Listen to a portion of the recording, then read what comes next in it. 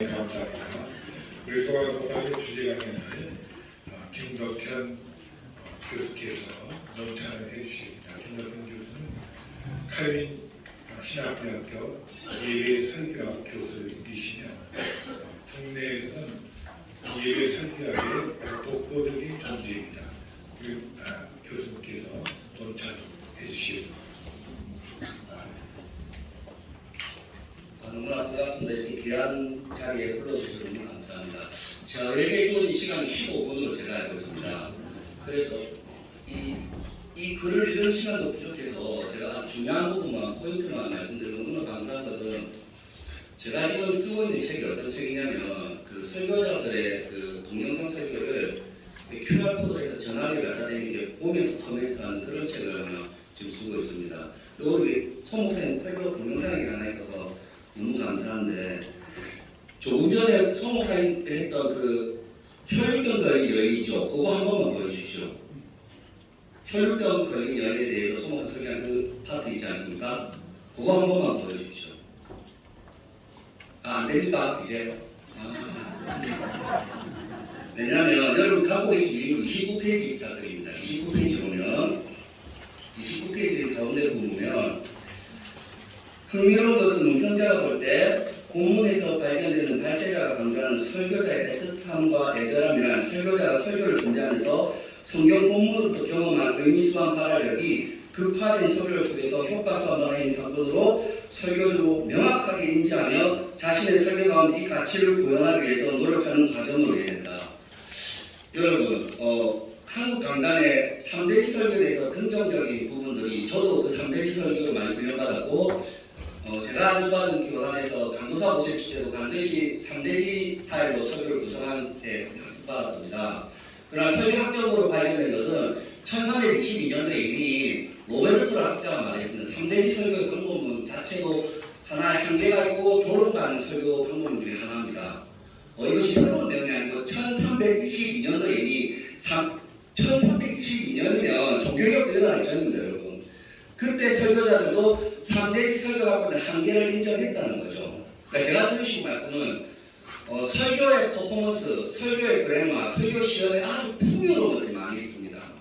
그런 관점으로 봤을 때 학자들의 마음을 설레게 하는 것이 뭐냐면 제가 설교학을 연구하면서 그 하나님 말씀의 시연이나 현연에 대해서 강조하는 설교학자들을 많이 만났습니다.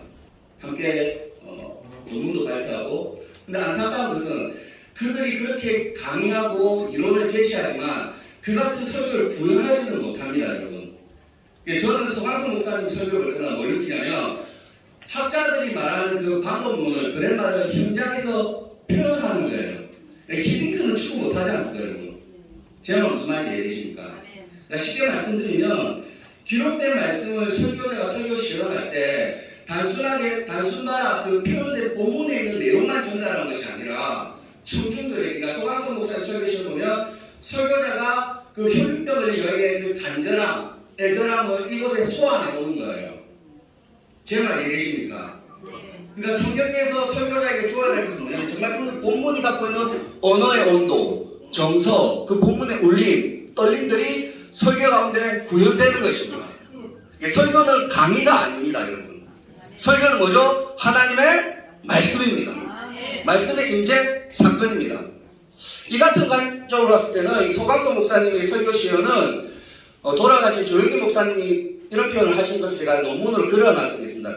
그분이 설교하실 때 로고스, 기록된 말씀과 레마의 말씀을 강조하셨죠. 예, 딱 그까지입니다. 근데 소강성 목사님 그 로고스와 레마, 영산 조영기 목사님이 갖고 있는 그 설교 철학이 구체적으로 한국적 정황에서 어떻게 되는지를 끌어내신 거예요. 이게 너무나 좀 흥미로워요. 그 부분을 제가 조금 더 구체적으로 글로 설명한 내용이 있는데 30쪽 부탁드립니다. 30페이지 보면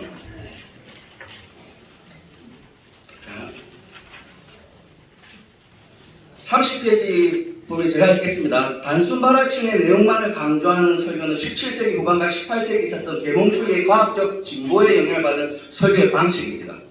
이런 설교를 버트릭 같은 학자들은 다음같이 비판하고 있습니다. 설교자는 연구를 위해 하나의 대상을 따로 나누는 과학적 절차를 그대로 흉내낸 것처럼 보인다. 단순 만화층을 강조하는 설교를 위한 주제란 설교를 논증과 동요로 만들어 보인다. 자, 그러니까 설교를 논증적 행위로만 보는 거예요. 물론 설교 안에 논증적 행위도 있지만 한 번 더 말씀드리면 설교는 뭐죠? 하나님의 살아계신 말씀입니다. 은혜의 사건입니다. 말씀의 사건입니다.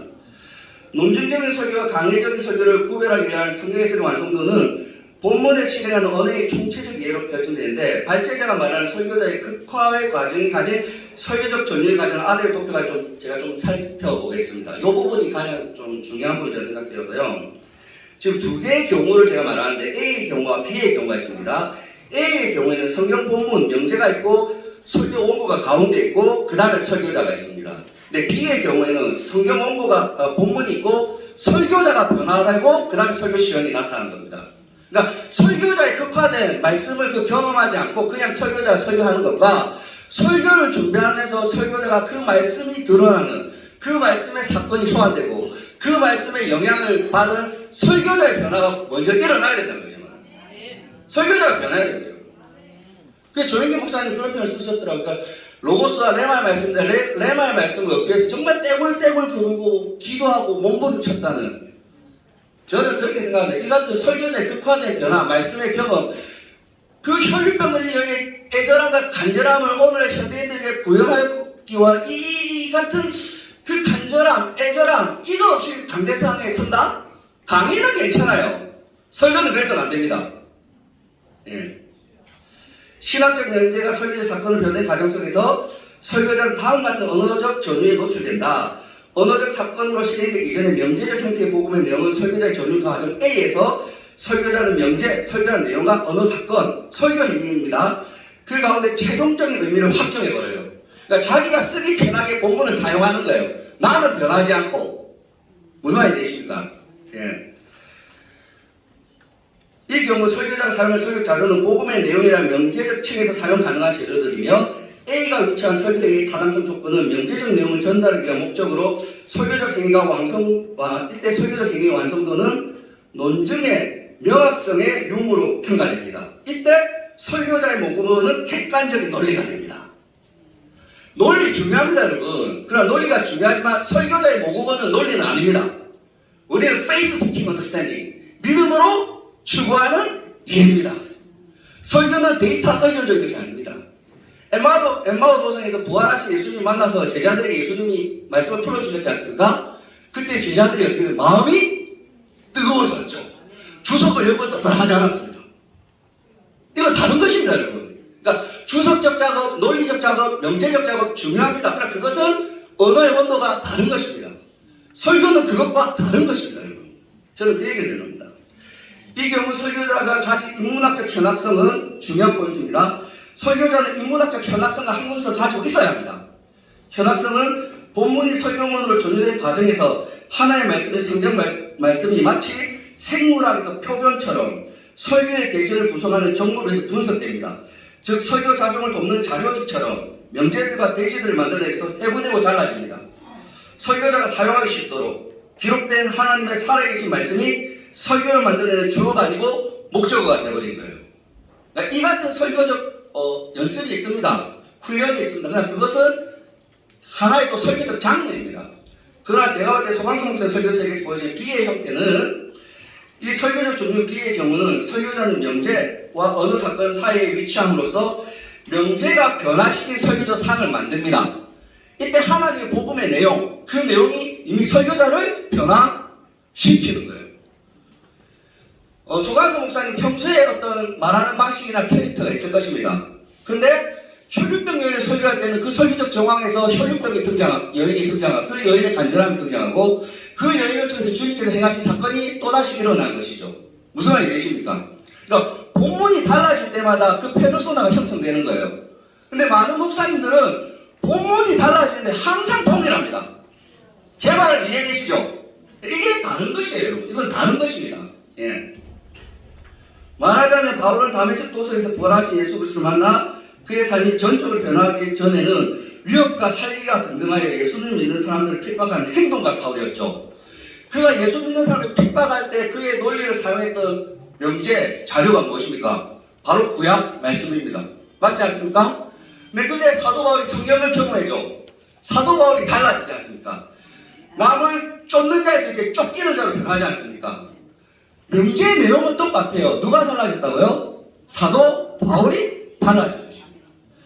그 말씀을 어떻게 드러나느냐? 그 말씀으로 받은 그 의미수한 말한 행위가 만드는 설교자의 형성이, 인격성이, 시연의 강도가 표현하는 데 있어서 이제 중요한 문학, 음악 이런 부분들, 이야기들로 설교자가 구현되는 것입니다. 저는 그렇게 생각합니다. 마지막으로 총평 부분 조금만 읽고 시간이 다 됐지 않습니까? 예, 제가 마치려고 합니다. 여러분 가지고 계신 33페이지입니다. 총평 부분입니다.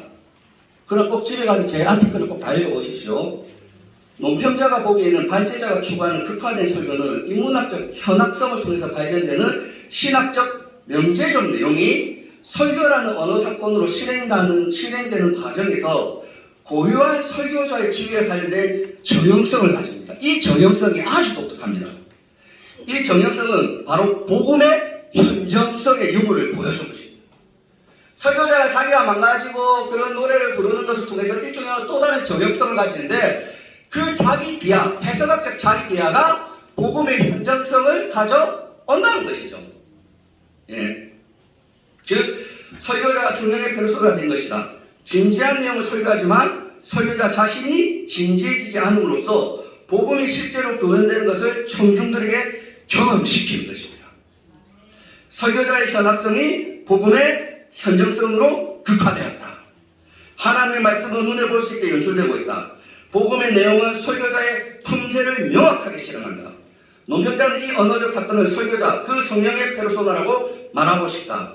소강성 목사의 설교 시연은 성령이 만들어낸 페르소나다. 그러므로 예배란 정경이란 대본을 가지고 극화된 설교자들의 설교는 교회라는 극장에서 상영되는 신령한 드라마입니다. 드라마의 감독님은, 총감독님은 성령님이십니다. 그러므로 설교란 하늘에서 이루어지는 것을 땅에서도 실행하는 복음의 드라마로 이해될 수 있다. 여기까지가 제가 좀 총평이고요. 좀 디테일한 내용, 좀 딱딱한 내용 꼭 집에 가서 꼭 확인해 보시기 바랍니다. 감사합니다.